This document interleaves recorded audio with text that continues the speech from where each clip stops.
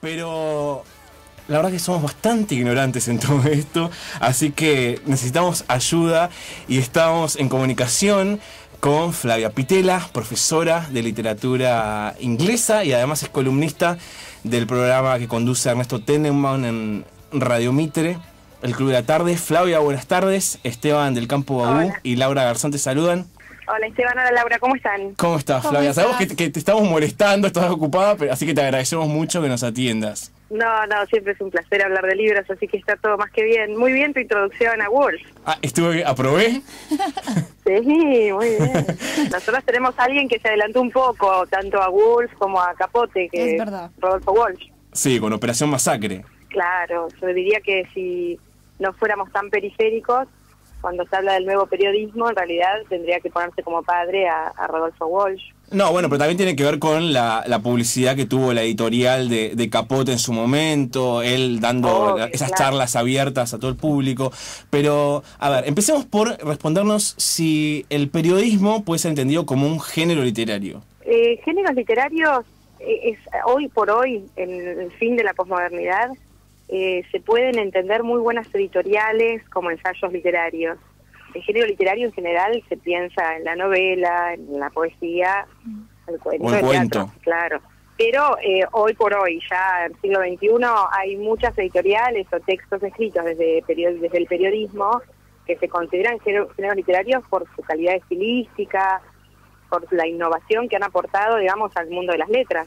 El nuevo periodismo, como se lo conoce, la non-fiction, la no ficción, es eso, ¿no? Es un buen periodista que toma una historia, que se fascina con la historia, investiga mucho, pero es muy subjetivo. O sea, es literario en el sentido de que es un escritor frente a una historia, que en este caso no le viene de su cabeza, sino que él la toma de un hecho histórico y hace con eso una mirada muy subjetiva. Claro, de hecho, por ejemplo, Truman Capote, perdón, sí, Laura. No, esa era mi pregunta. Yo como lector, cuando agarro un libro o algo y lo empiezo a leer, ¿cómo me doy cuenta que es un género no ficción, por ejemplo? No te vas a dar cuenta porque el género no ficción ya pasa a formar parte de un estilo de novelas. Okay. Ya están marcadas dentro de la literatura, ya como género.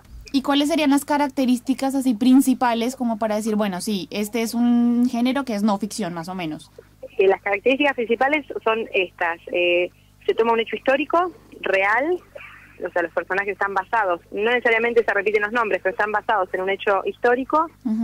Y el escritor, que el escritor de la non-fiction en general es un periodista, plasma en una mirada muy subjetiva toda una investigación que lleva adelante sobre el hecho. Tiene de verdad la base de la historia y de subjetivo la mirada del escritor. Preparando este programa me puse a releer Santa Evita de Tomás Eloy Martínez. Y tiene algo en el último capítulo que él dice, cuenta por qué la escribe y llega a la conclusión de que si él no la escribe se va a asfixiar, como una necesidad, algo parecido también a lo que dice Semprún en La escritura o la vida. En La escritura o la vida, claro, de escribir para sobrevivir al evento. Exacto. En el caso de la autobiografía de Semprún tiene que ver con una historia propia. En el caso de Rodolfo Walsh, por ejemplo, con Operación Masacre es interesantísimo. Porque el tipo se entera que hay sobrevivientes de la masacre de José León Suárez, y los busca, y los entrevista, y empieza a investigar, y después, escribe Operación Masacre. Pero en un punto es eso, ¿no? Es rescatar que este evento histórico, vale la pena contarlo, pero la mirada es muy subjetiva. Por ejemplo, Tom Wolfe, con La hoguera de las vanidades, él toma un evento histórico que es del 1400, pero hay una intertextualidad clarísima en la novela Yuppie que leemos en Nueva York, y el evento de la quema de los espejos y de las pinturas y todo aquello que era vanidoso en plena época medieval. O sea que lo interesante de la non-fiction es eso, es un género literario. Vos más temprano preguntabas, Esteban, si el periodista cuando escribe es un género literario. En el caso de non-fiction, absolutamente. Y de eso hace una mirada que es subjetiva, por eso no es histórico el libro, no se puede considerar, no se puede tomar como documento. Hay una predisposición más desde lo sensitivo, digamos, porque que a Wolf escuche, hay un fusilado que vive y que en base a eso arme una novela, tiene que ver mucho con la persona.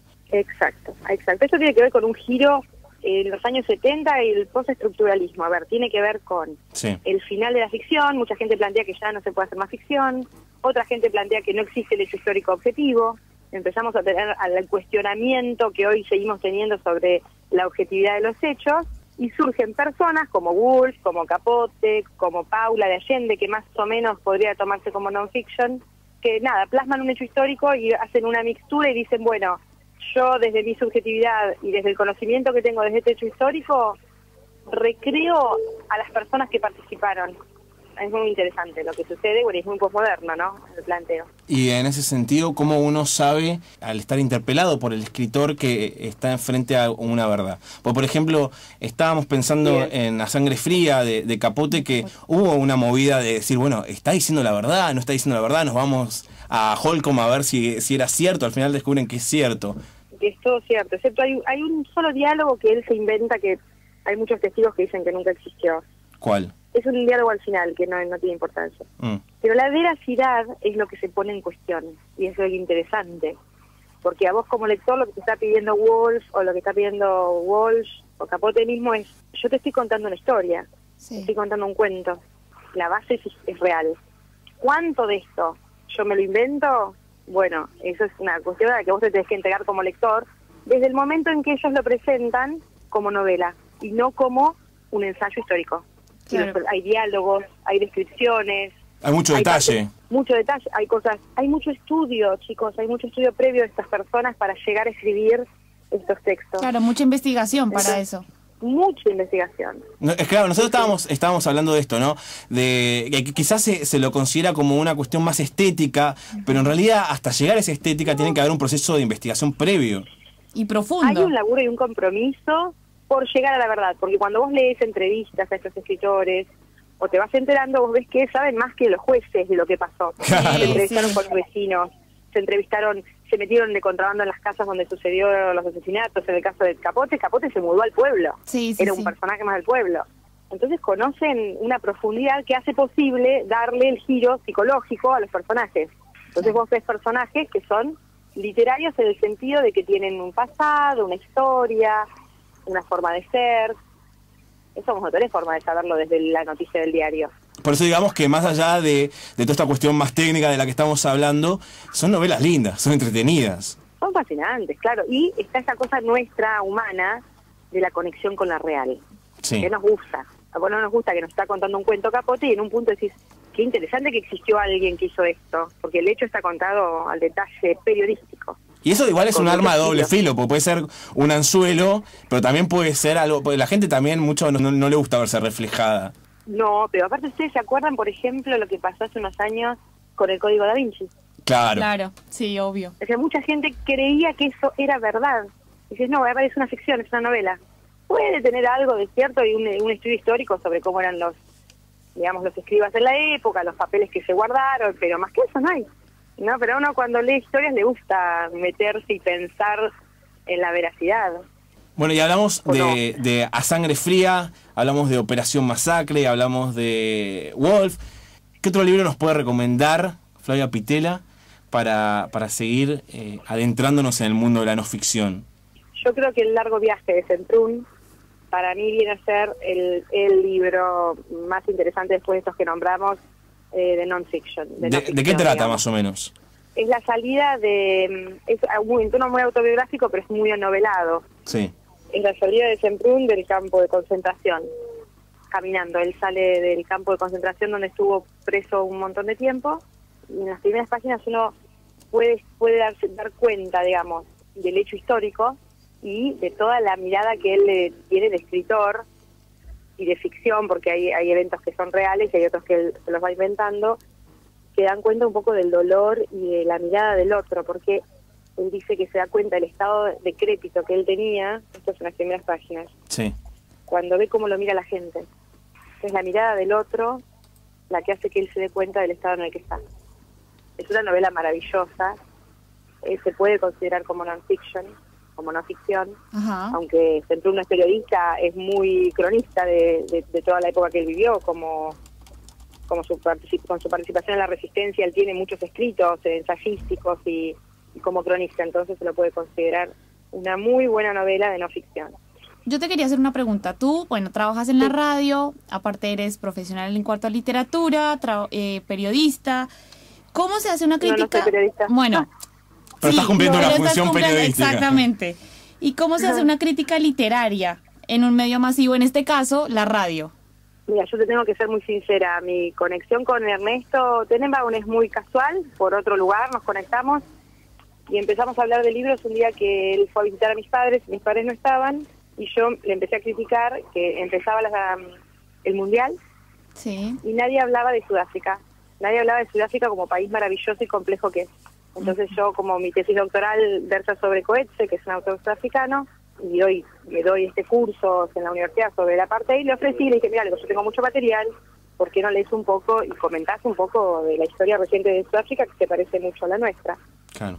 Entonces me llamó una tarde, yo estaba trabajando en el colegio, me llama un productor y me dice, ¿vos no saldrías al aire para hablar de Coetzee? Y le digo, sí, ¿cuándo? Ahora. Digo, no, le digo, ahora no, le digo, yo no puedo hablar en radio. Bueno, nada, cuestión que me animé y salí, y después me volvieron a llamar para varios libros más. Y te enganchaste. Y un día me propusieron el espacio, que para mí es un trabajo social en un punto, ¿no? Porque no hay muchos espacios en los que se hable de libros, y somos un país de grandes lectores. Sí, es verdad. Entonces está muy lindo, me divierto mucho, hablo del libro que yo quiero, me llegan muchos libros de autores que no son conocidos y que trato de divulgar. Es un espacio maravilloso. Y leer es maravilloso. Bueno, y desterramos el mito de que leer es aburrido. Leer es difícil. Sí, pero no aburrido. Pero no porque es aburrido. Es un Sí. gusto adquirido, no Claro. aburrido nada, al contrario. Es un vicio una vez que uno adquiere el gusto por la lectura, porque la imaginación vuela de maneras que no vuela, ni siquiera con el cine, aunque me fascina el cine. Y mira, hay un artículo que si lo encuentran un día lo pueden leer al aire, porque es muy cortito y maravilloso, de Humberto Eco, que se llama Resistirá. Resistirá, de Publicado, Humberto creo que- Eco. Sí, del 2003, está en internet, se puede encontrar muy fácilmente. Y él habla de si leer nos hace mejores personas. Y él dice que no necesariamente, pero nos hace más libres.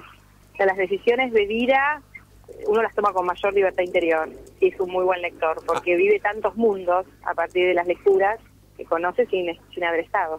Algo también que dijo Vargas Llosa en la apertura de la Feria del Libro, esto de que los libros nos hacen libres. Exacto. Y yo pienso lo mismo.